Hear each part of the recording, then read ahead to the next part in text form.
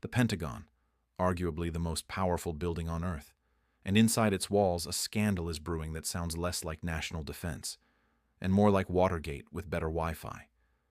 Defense Secretary Pete Hegseth fired 3 top aides, not for incompetence, not for misconduct, but for leaking a document about U.S. military plans for the Panama Canal.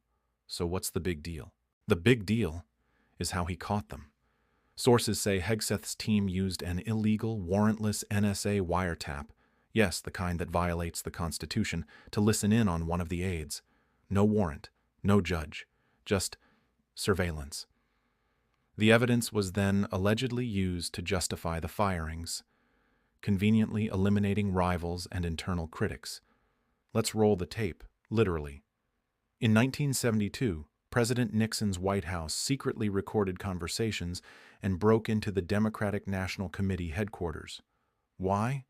To silence critics, to stay in control, to erase dissent. And now in 2025, we're seeing a version of that same playbook, just updated with national security tools. Where Nixon had tape recorders and burglars, today's White House has the NSA. Where Nixon obsessed over enemies inside the system, Trump's Pentagon seems to be turning inward, surveilling its own. Nixon's mistake wasn't just spying, it was thinking he could get away with it. So let's ask the question, is the Pentagon being used as a political tool to protect Trump's image and punish disloyalty? Or is this just a rogue secretary on a power trip? Either way, the Constitution was not consulted. This isn't just a personnel issue, it's a rule of law issue. When the people who swear to defend the Constitution are the ones violating it, what message does that send? And more urgently, if a wiretap can be used to remove aides today, what gets used on journalists tomorrow? Or political opponents next week? We're not just watching power being abused, we're watching accountability vanish.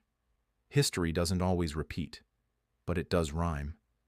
And this time, the echoes of Watergate are vibrating through the Pentagon's walls. If we don't learn from the last time a president let paranoia trump the Constitution, we might not survive the sequel. Like, share, and subscribe to keep up on the chaos from this president.